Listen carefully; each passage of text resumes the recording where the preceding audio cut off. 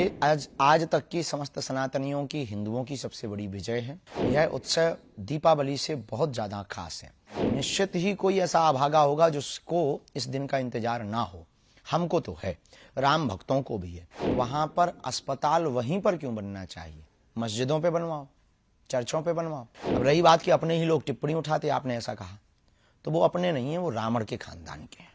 और रावण के खानदान के लोग इस प्रकार की वार्तालाप करते हैं, उनको शेम टू यू। अगर हमको मस्जिदें तोड़कर मंदिर बनाना होता तो इतने मंदिर के जितने पुजारी हैं वही अभी तक खत्म कर देते मस्जिदें। सिद्ध है कि ज्ञानवापी में शंकर है, कृष्ण जन्मभूमि कन्हैया की। श्री सीताराम बागेश्वर धाम की जय। हम कोई महात्मा नहीं है, साधु नहीं है, लेकिन प्रत्येक भारतीय सनातनियों की ये पहचान है। कंठी माला, मस्तक पर तिलक, ये पोटली हमारे गुरुदेव भगवान की दी हुई मालाओं की है। इसमें मालाएं हैं, आदि आदि चीजें हैं जो गुरुदेव भगवान ने हमको प्रसाद रूप में दी थी, जिनके प्रभाव और प्रभुत्व से हम जन कल्याण के लिए मानव जीवन की दैहिक दैविक भौतिक समस्याओं के समाधान का रास्ता बतला पाते हैं अथवा लोगों को मार्गदर्शन दे पाते हैं। ये उस तपोबल की पोटली है पूज्य गुरुदेव भगवान की, हमारी निजी कोई तपस्या नहीं। जी, चूंकि राम दरबार है आपके गले में और राम मंदिर का उद्घाटन होना है, प्राण प्रतिष्ठा होनी है भगवान श्री राम की मूर्ति की अयोध्या में, ये जो एक उत्सव है इसको लेकर के आप, चूंकि आपको निमंत्रण मिला है, आप वहां पर शायद जाएंगे भी, जा रहे हैं। उत्सव है, इसको किस तरह से आप देखते हैं? ये आज तक की समस्त सनातनियों की, हिंदुओं की सबसे बड़ी विजय है, सबसे बड़ी जीत है। यह उत्सव दीपावली से बहुत ज्यादा खास है। निश्चित ही कोई ऐसा अभागा होगा जिसको इस दिन का इंतजार ना हो। हमको तो है, राम भक्तों को भी है। केवल भारतीय को नहीं, भारतीय मूल के लोग जितने भी अन्य देशों में रहने वाले लोग हैं उनको भी है। तो जो है, हमारा यही कहना है कि उस दिन दीपावली मनावे और उत्सव का उत्साह पूछो मत। प्रेम अत्यधिक होता है तो वाणी कम बोलती, आंखें ज्यादा बोलती हैं। ठुमका लगाने को जी चाहता है, अयोध्या जी जाने को जी चाहता है। जी, लेकिन आप जो कह रहे हैं कि उत्सव का ये दिन है, विजय है सनातनियों की, लेकिन कुछ लोग इसी धर्म से जुड़े हुए लोग वो जो बयान दे रहे हैं, कोई कहता है अभी भी ये कोर्ट का फैसला है, मंदिर तैयार हो चुका है, लेकिन अभी भी कुछ लोग सलाह देते हैं कि वहां पर अस्पताल बनना चाहिए, तो कोई कहता है स्कूल बनना चाहिए, और कुछ लोग तो सनातन धर्म पर ही प्रश्न उठाते हैं कि इसमें तो जाति विभेद है। ये तमाम चीजें अभी भी प्रश्न उठ रहे हैं। बिल्कुल भी जाति विभेद नहीं, मूर्खतापूर्ण बातें हैं ये।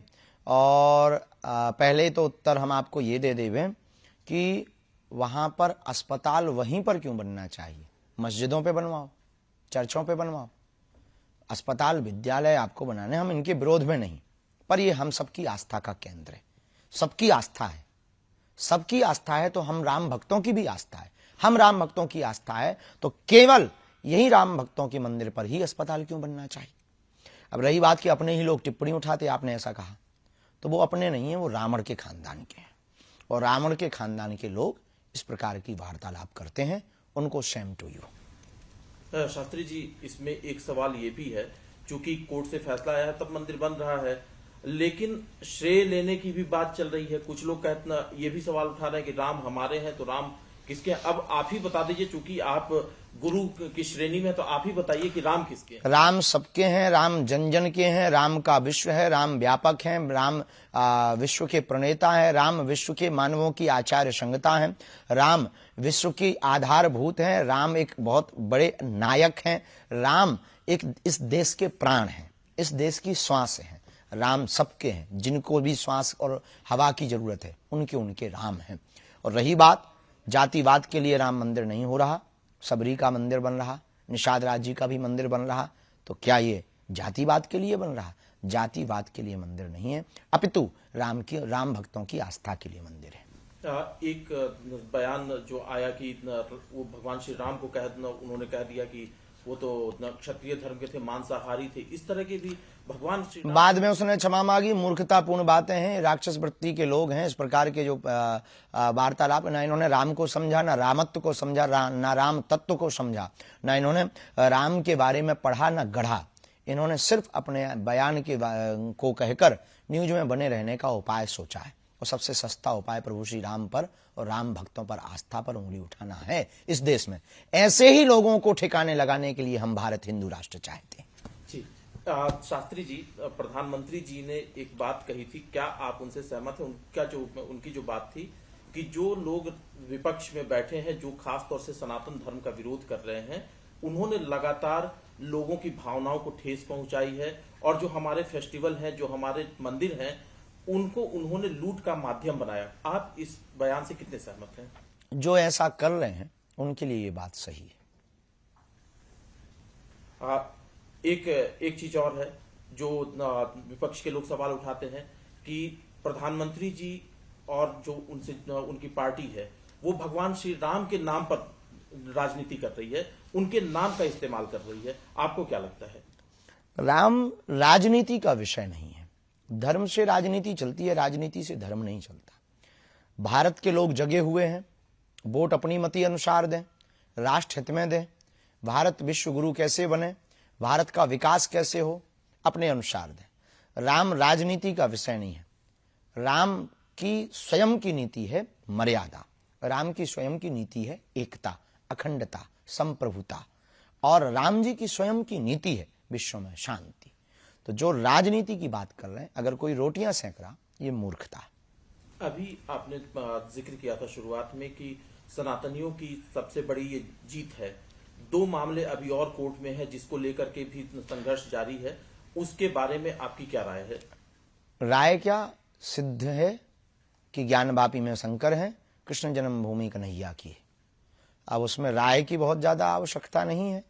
न्यायालय है इस देश में, न्याय प्रणाली है, और वर्तमान में मिल रही एसआई की रिसर्च में जो सबूत है, उससे यह निश्चित हो रहा है कि वहां पर सनातनियों का ही प्रभुत्व रहा, सनातनियों का ही मंदिर है, किसी अन्य मजहबियों का नहीं।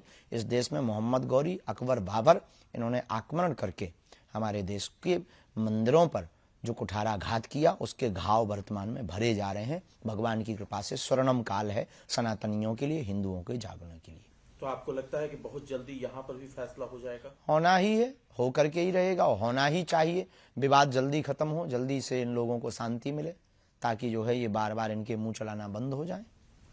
शास्त्री जी, हिंदू राष्ट्र की बात आप बार बार करते हैं, अलग अलग मंचों से भी आप कहते हैं। जो मंदिर की बात चल रही है, उस बीच असदुद्दीन ओवैसी का बयान आता है कि मस्जिदों का आबाद रखो। वो मुसलमानों से कहते हैं नहीं तो एक एक करके मस्जिदें छीन ली जाएंगी तुमसे।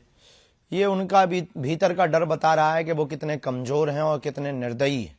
अगर हमको मस्जिदें तोड़कर मंदिर बनाना होता तो इतने मंदिर के जितने पुजारी हैं वही अभी तक खत्म कर देते मस्जिदें। हमें मस्जिदें नहीं, मस्जिदों पे मंदिर नहीं बनाने। जहां हमारे मंदिर थे हमें वहां मंदिरों के पुनर्निर्माण करवाने। अब उनको अगर ये डर है तो भगवान करे उनका डर बरकरार रहे। जी, एक सवाल और है सीए एनआरसी को लेकर के कि इस देश में सीए लागू हो, कुछ लोग इसका विरोध करते हैं। एक तबका कहता है कि उसके खिलाफ है, एक विशेष धर्म के खिलाफ है। विशेष धर्म के खिलाफ नहीं है, इसमें बहुत न्याय प्रणाली के साथ सीए का प्रयोग है। बुद्ध, जैन, ईसाई आदि जितने भी आए हैं भारत में, इन्हें शरणार्थी कहते हैं। एक भाषा में शरणार्थी आए हैं। तो बांग्लादेश और पाकिस्तान आदि से आए हुए अन्य मजहब के लोग भी कुछ आए हैं, जिनका नाम नहीं हम लेना चाह रहे, जिनका भी नाम ले रहे थे उनके समाज के लोग, उनके खिलाफ नहीं है। पर उनके लिए एक बहुत सुंदर तर्क है कि तुम अपना देश छोड़ के क्यों आए, क्या आवश्यकता थी? भाई हमारे घर में भोजन भाजन की बढ़िया व्यवस्था होगी तो हम पड़ोसी के घर क्यों डेरा डालेंगे? या तो कोई तुम्हारा षड्यंत्र है, या फिर तुमको कोई कान भर रहा है, या कोई इंटरनेशनल साजिश है। तो बढ़िया है, सीए बहुत बढ़िया है। शास्त्री जी, एक राजनीतिक सवाल है, क्योंकि 2024 में लोकसभा के चुनाव भी होने हैं, राम मंदिर का निर्माण हो रहा है, ये आकलन है कि इसका प्रभाव भी रहेगा लोकसभा के चुनाव पे। आपको क्या लगता है, भारतीय जनता को जो वोट देने जाएगी, क्या उसको नरेंद्र मोदी को एक और चांस देना चाहिए? हम राजनीति पर टिप्पणी तो नहीं करते, न राजनेता पर टिप्पणी करते। जो राष्ट्र हित की बात कर रहा, राष्ट्र हित के लिए बोल रहा, राम राज्य की स्थापना के लिए जी रहा, ऐसे व्यक्ति को भारत के संपूर्ण वोटरों को स्वविवेक के साथ अपनी मति के अनुसार वोट देना चाहिए।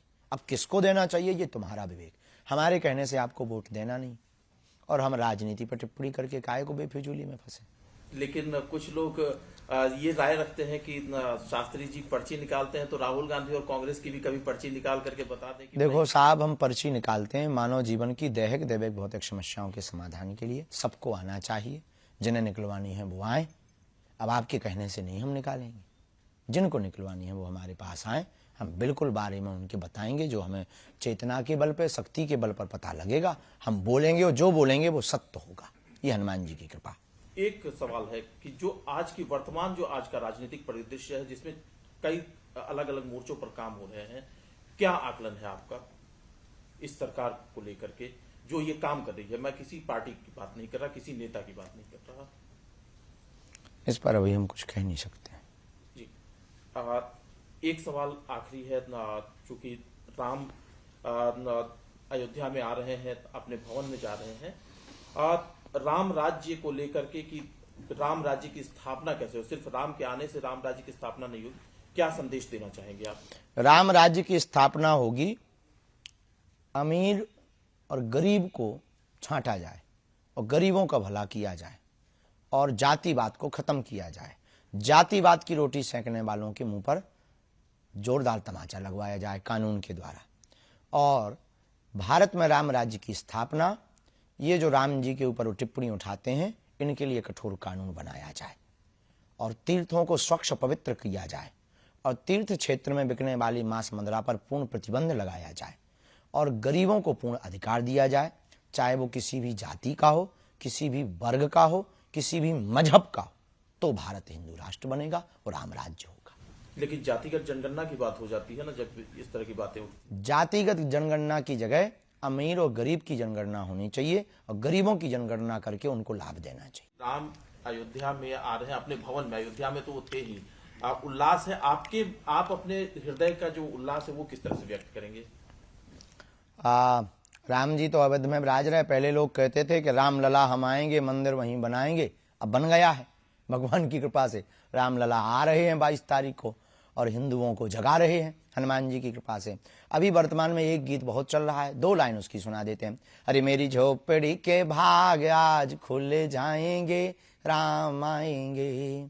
मेरी झोपड़ी के भाग्य आज खुल जाएंगे, राम आएंगे। राम आएंगे आएंगे राम आएंगे, राम आएंगे आएंगे राम आएंगे।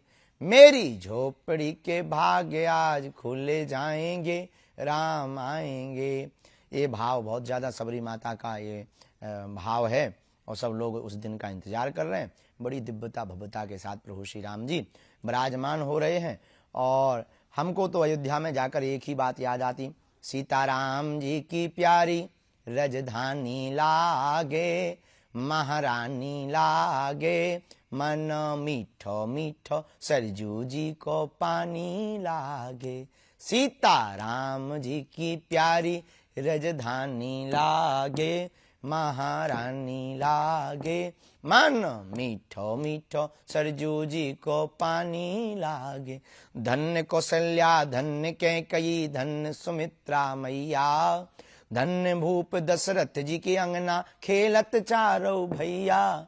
हाँ खेलत चारों भैया, गुड़धानी लागे, बड़ी प्यारी लागे, मन मीठो मीठो सरजू जी को पानी लागे।